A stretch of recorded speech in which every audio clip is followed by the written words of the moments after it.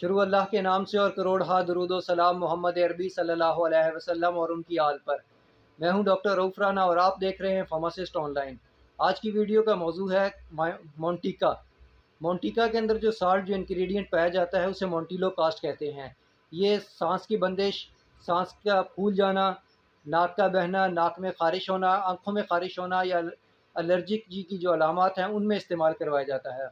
FDA ने पहले allergic rhinitis में भी इसका इस्तेमाल अलाउ किया था और डॉक्टर्स इसको प्रेस्क्राइब कर रहे थे। लेकिन अब एफडीए ने एक नई वार्निंग, जिसे बॉक्स वार्निंग कहते हैं, वो इशू की है कि एलर्जी के जितने मरीज़ हैं जो एलर्जिक रेनाइटिस के पेशेंट हैं उनको इसका इस्तेमाल बहुत ही सोच समझ के करवाना चाहिए। अगर पेशेंट को सबसे पहले ट्रीटमेंट में सिट्राजिन, लिवोसिट्राजिन, फिक्साफेनाडिन या एलर्जिक शॉट्स, जितनी भी एलर्जी की दूसरी दवाइयाँ हैं, सबसे पहले उसका इलाज वहाँ से स्टार्ट करना चाहिए। उसके बाद अगर मरीज़ टॉलरेट करता है, मरीज़ को सेहतयाबी नहीं होती, उसका फ़ायदा नहीं होता, तब आखिरी स्टेप पे जाके मोंटिका का इस्तेमाल करना चाहिए। वजह क्या है? वजह यह है कि तहकीक से पता चला है कि बहुत ऐसे लोग जो मोंटिका या मोंटिलो कास्ट का इस्तेमाल करते रहे हैं, लंबे अरसे से जो मरीज़ इसका इस्तेमाल करते हैं, वो ज़हनी बीमारियों का शिकार हो जाते हैं।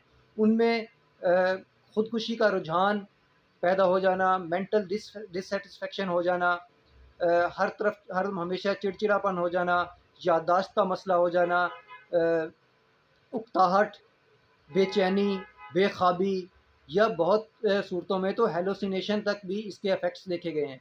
अब हेलुसिनेशन का मतलब कि दिमाग की वो कंडीशन कि जब मरीज़ को ये महसूस होता है कि मुझे आवाज़ें आ रही हैं, मेरे साथ कोई बैठा हुआ है, लेकिन ऐसा कुछ होता नहीं है, उसको ये महसूस हो रहा था मुझे आवाज़ आ रही है। ये एक हेलुसिनेशन की अलामत है और ये ज़हनी जो बीमारी है इसकी आखिरी स्टेज के तौर पे आ रही होती है। और ये तहकीक से ये भी पता चला है कि ऐसे मरीज़ जो इसका ज़्यादा इस्तेमाल करते हैं उनमें ये बीमारी तक है। अगर खुदा न खास्ता आप इस्तेमाल कर रहे हैं और आपके किसी को प्यारा आपको कोई इस्तेमाल कर रहा है और ये अलामत, एक अलामत या इनमें से सारी अलामत या कोई सी भी एक, अगर आपको ये इसका ज़ाहिर होए तो फ़ौरन अपने डॉक्टर या अपने फार्मासिस्ट से रब्ता करें ताकि वो आपकी दवा को तब्दील कर सके। और डॉक्टर साहिबान को भी चाहिए कि इसका प्रेस्क्राइब करने से पहले पेशेंट की जो फैमिली हिस्ट्री है, पेशेंट की अपनी हिस्ट्री, उसको ले लेना चाहिए।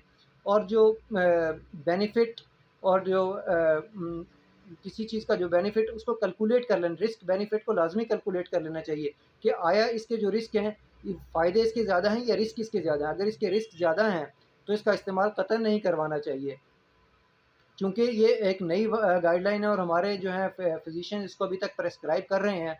तो आपसे गुजारिश है कि इस वीडियो को ज़्यादा शेयर करें ताकि अवामुन नास में भी आगाही हो।